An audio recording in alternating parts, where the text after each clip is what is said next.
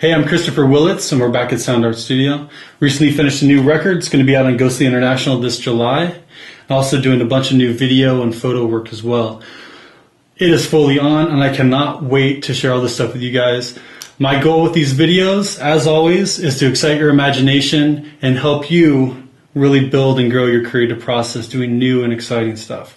We're doing this a new way too. We're still partnering with Sound Arts, and we're partnering with Accelerator as well.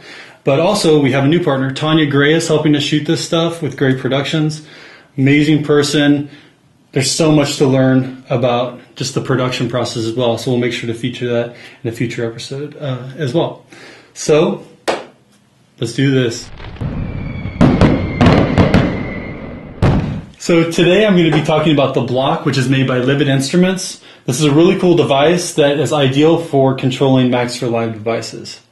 So let's get into it. Okay, so here's the Block. It's a really cool device. You've got all these different rows which are sending MIDI information. So this is a really great step sequencer. You've got these other buttons that can be mapped to anything you want. You've got these two faders here, which can be mapped to anything you want to. And then also all these dials. These dials stop and they can be mapped to whatever you want. All this is sending MIDI automatically. So I'm going to show you guys how to set this up. It works in tandem with a sequencer that you can download from lividinstruments.com. And this thing is called Livid Step. It's right here. This is a Max for Live device. If we open this up, we can see it here. And if we take it out of presentation mode, there's a lot of cool stuff going on here that Peter Nybor created. This is a great step sequencer because you can do traditional things with it, but you can also add chants and different rules to it. And we'll get into that in a second. So to utilize this in Ableton Live, you take Livid Step, which is a Max for Live device, drag that into a MIDI track. This MIDI track here, I have a drum rack filled with different D chords. And then Livid Step is going to then step through and trigger these different note values, which are located to different samples. Okay, you can check out a previous episode. We talked about drum racks to get a little bit more details about that. Now there's another Max for Live device that comes with the Block, or can be used with the Block as well. It's called Livid Lights. Livid Lights goes into another MIDI track, and what Livid Lights does is it communicates back to the Block so that the Block knows what Livid Step is doing. So Livid Step and Livid Lights communicate, and then that information goes back to the Block so we can see things lighting up and we can perform with it easier. We just want to start Ableton Live. It's playing. You can see that nothing's playing back right now, and we've got these lights going across here. All of these are set to eighth note values right now. Okay, what I mean by all of them is that there's a few different tracks I've already created that have Livid Step in there. Okay, I'm just going to focus on this first D chord track, which is again the drum racks with the D chords in it. So if I turn on a button here, then we've got a sequence that's beginning.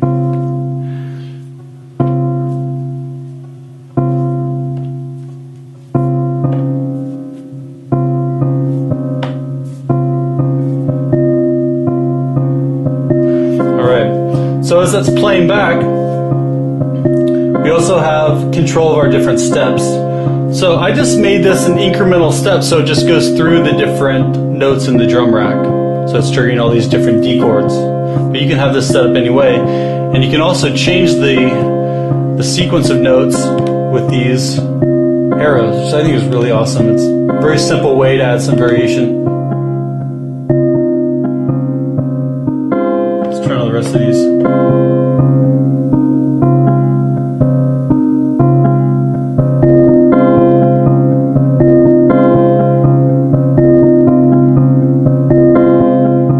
Pretty cool. All right, in addition to this, we can look at different values. So we have like velocity, duration, but this is the cool one, chants. And many thanks to Peter Nybor for putting this in here. He's been working with Max for a long time, and he knows what the software is good for. So if we change the chance values here, now I have all of these turned on, but I've decreased the chance of them triggering. If they're all up like this, then that means that they're just all going to be triggering. That's fine, you might want that. But if you have it somewhere in the middle, there could be like a 50-50 chance of that step triggering.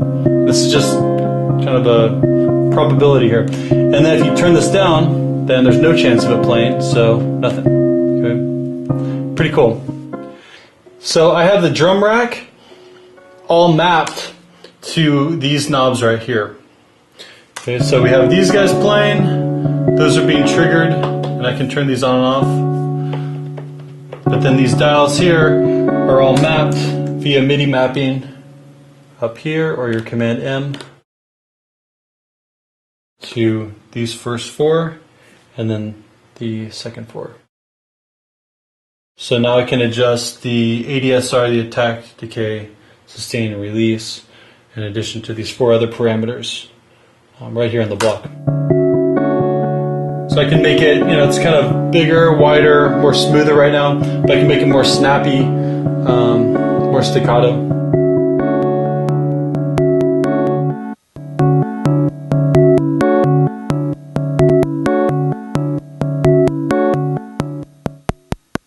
All the way down to just being a snap.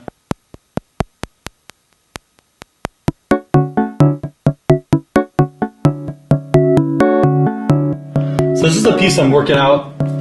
Really excited about it. A bunch of different chords are weaving together, and a bunch of different notes are weaving together. Doing stuff with drum racks, and then also some Maxtor Live devices that I'll get into later. Also video control and stuff. Yeah.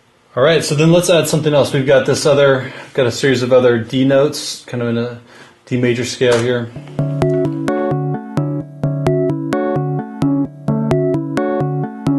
That's in here.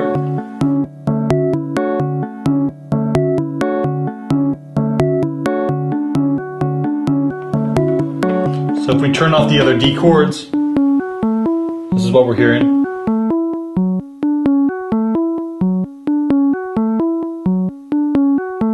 And where this can get more interesting, I mean, both of these are set to eighth notes right now. You can see livid step, eighth note here, and then D high is also set to eighth notes. But this can get cooler if you start throwing different triplets in it. So we got a triplet going against an eighth note. Let's take some of these away. Also like quarter note triplets if you wanted.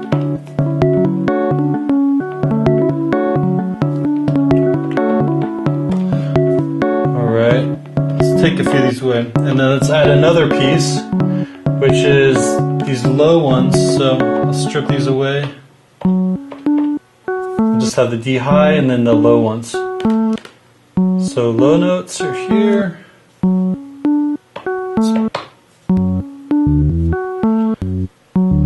Let's set that to a triplet too. Set this one back into a triplet. Oops. I mean this one. Alright. Maybe add another.